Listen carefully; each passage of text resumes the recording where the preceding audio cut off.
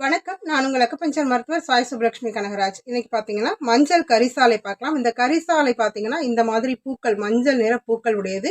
இது கொஞ்சம் மொட்டா இருக்கு. இன்னும் பூக்கள்னா அந்த இதழ்கள் ரொம்ப கொஞ்சம் பெருசா அழகா விரிந்திருக்கும். இதனுடைய இலைகள் அப்படின்னு எடுத்துக்கும் பொழுது பார்த்தீங்கன்னா இந்த ஷேப்ல இந்த மாதிரி தான் இருக்கும். இதுதான் அதனுடைய இலைகள். இலைகள் இப்படிதான் இருக்கும். இப்ப இந்த மஞ்சள் கரிசாலைங்கிறது எதுக்கு பயன்படுது அப்படின்னா, இது வள்ளலார் கூறிய ஒரு அற்புதமான ஒரு மூலிகை. நம்மளுடைய கல்லீரலை பாதுகாக்கக்கூடியது. இந்த கல்லீரல்ல உள்ள நச்சுக்கள், கழிவுகளை வெளியேற்றக்கூடியது.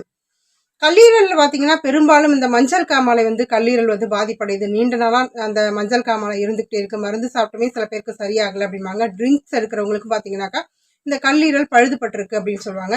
கல்லீரல் ஃபேட்டி லிவர்னு சொல்லுவோம் இல்லையா? கல்லீரலுடைய வீக்கம்னு, அழற்சி நோய், வீக்கம், இந்த மாதிரியான பிரச்சனைகளுக்கும் சரிதான். இந்த கரிசாலை அப்படிங்கிறது பாத்தீங்கன்னா ஒரு முழுமையான மூலிகை அப்படின்னு சொல்லலாம்.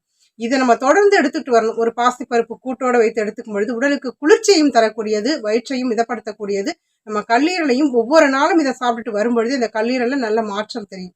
அந்த நச்சுக்கள், கழிவுகளை அது வெளியேற்றுறதுனாலேயே கல்லீரல் திரும்பவும் பழைய நிலைக்கு புதுப்பித்து வரக்கூடியதா இருக்கும். இந்த கரிசாலையை பார்த்தீங்கன்னா நிழல் உலர்த்தலா உலர்த்தி இதை பொடி, அதாவது பற்பொடி தயாரிக்கிறோம், அதுல கலந்து வைக்கிறதுனால இந்த பற்பொடியை நம்ம பல் விளக்கிட்டு வரும்பொழுது உள்ளுக்குள்ள உள்ள கோழைன்னு சொல்லக்கூடிய, அதாவது மேல் அன்னத்துல வச்சு நம்ம அந்த பற்பொடி வச்சு தேய்க்கும் பொழுது பாத்தீங்கன்னா கோழை வெளியேற்றக்கூடியதா இருக்கும். இந்த கோழைங்கிறது தான் மனிதனுக்கு ஒரு மரணத்தை ஏற்படுத்தக்கூடியது. இந்த கோழையை வெளியேற்றிட்டா மனிதனுக்கு நோய் இல்லை அப்படின்னு வள்ளலார் கூறியிருக்கார். இப்ப இந்த கரிசாலையை தொடர்ந்து நீங்க உணவா பயன்படுத்திட்டு வரலாம். ஒரு தேங்காய் சட்னி அரைக்கும் போது கூட அதை தாளிக்காம அந்த தேங்காய் சட்னி, தேங்காய் கூட கொஞ்சமா இந்த இலைகளை போட்டு நம்ம அரைச்சு டெய்லியும் நம்ம அதை எடுத்துக்கிட்டு வரலாம். ஒரு மோர்ல அடிச்சு நம்ம குடிச்சிட்டு வரலாம். சாதாரணமா இந்த இலைகளை பறிச்சு கூட டெய்லி நம்ம ஒரு 2 இலைகளை சாப்பிட்டுட்டு வரலாம். இப்படி தொடர்ந்து இந்த மஞ்சள் கரிசாலையை நம்ம பயன்படுத்தும் பொழுது உடலுக்கு அது நல்ல ஆரோக்கியத்தை கொடுக்கக்கூடியது, கல்லீரலை பாதுகாக்கக்கூடியது. வெள்ளை கரிசாலையும் பாத்தீங்கன்னா ரொம்ப மிக சிறந்த பலன் கொடுக்கக்கூடியது. ஆனா அது அதிகமா சாப்பிட மாட்டாங்க. சில பேர் துவையல் அரைத்து சாப்பிட்றது உண்டு. புளி சேர்க்காத ஒரு துவையல் அரைத்து சாப்பிடும் பொழுது அது உடலுக்கு நல்ல ஆரோக்கியத்தை கொடுக்கும்.